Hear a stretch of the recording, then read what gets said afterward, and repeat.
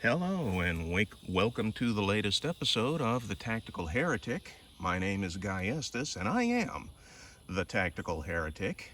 Today we're going to be doing ballistics gel tests on another 44 special load, this one by Grizzly, 240 grain jacketed hollow point. And I was particularly intrigued by this load because as far as I can tell, Grizzly is the only manufacturer offering a 240 grain jacketed hollow point for 44 special. So I was really curious to see what it would do. So I got a box.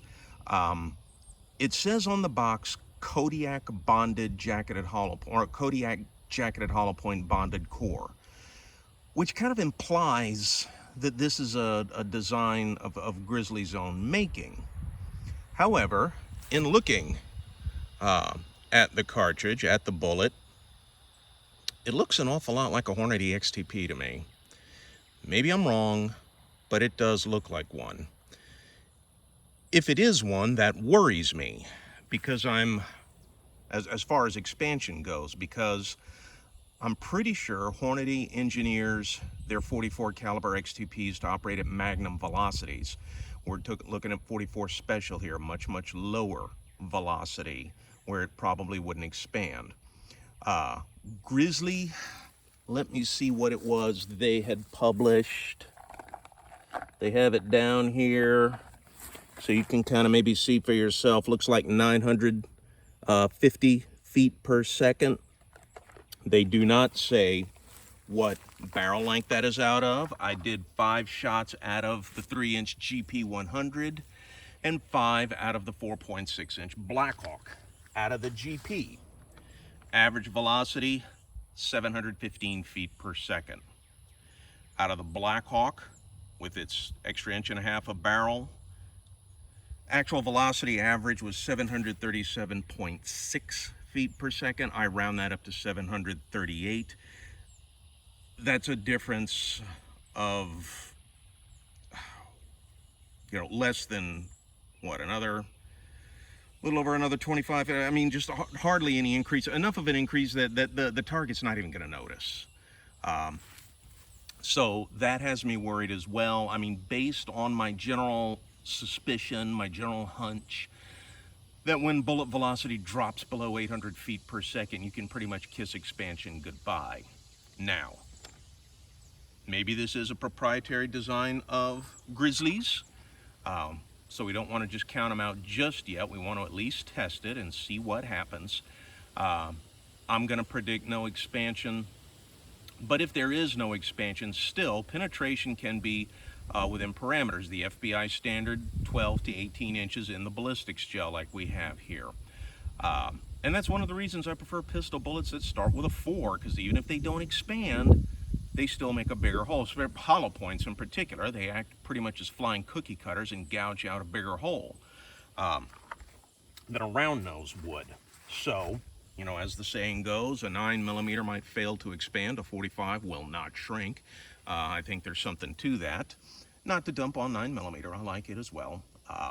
But let's start our test here. We'll start with the GP, starting with firing into the bare gel and see what happens. And if it doesn't expand firing into the bare gel, then I'm not going to bother with further tests, firing through the t-shirt or the denim, because if it doesn't expand in bare gel, it is not going to expand passing through those.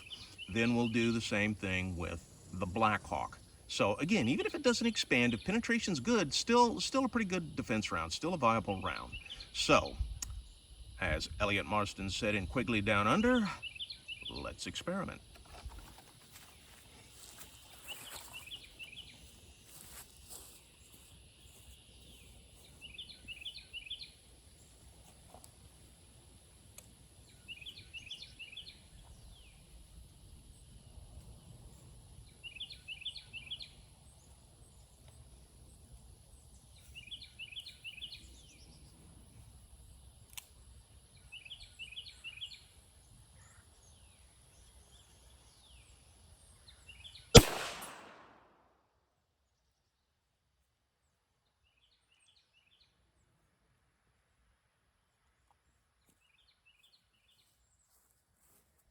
And it zinged all the way through.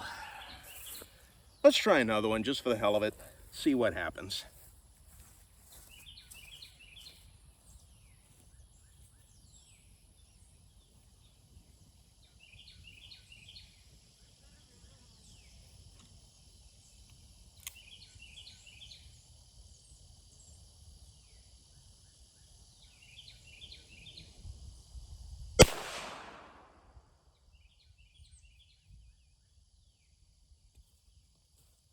Oh, I went a little high on that when it grazed the top.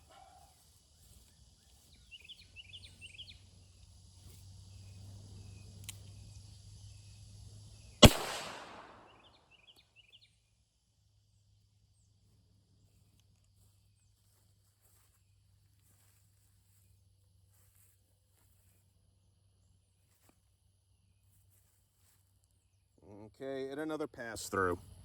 So, let's try the Blackhawk. I don't think there's going to be any real difference. Again, it's just, what, 20-something feet per second increase in velocity. But, in the interests of science, we'll give it a go.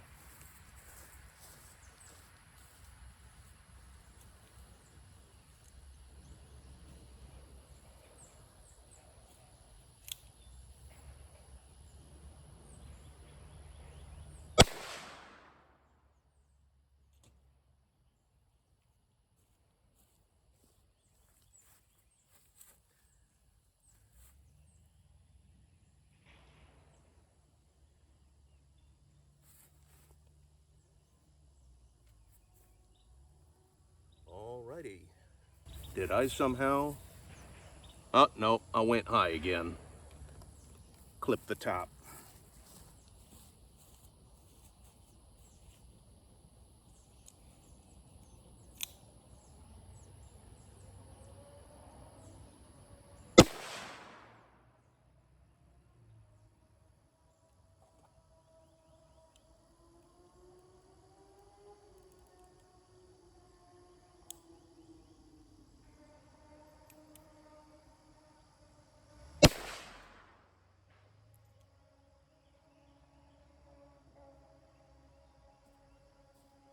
Alrighty. That should do. And, yep, we got pass through. Looks like we had pass throughs all the way here. Yeah. So, all of them, I did have a couple go high that skimmed the top, but the rest were solid hits. Passed all the way through. Now, I don't know how much energy they had when they came out the other side. That's an experiment I was thinking about doing in the future, of having a section of block, maybe 8-9 inches thick, roughly front back of a human torso, have that in t-shirt, then have another block in a t-shirt a little bit away, and if it passes through, see how much damage it'll still do if it does pass through your assailant. So that'll be an experiment for the future, but for now, what we have found here, if you are in a defensive scenario where over-penetration is an issue, sadly, the Grizzly 44 Special 240 grain is not a good choice. Now, if you live alone, you're out in the boonies and you ain't got to worry about it, okay, no problem. Who cares about over-penetration then, you know?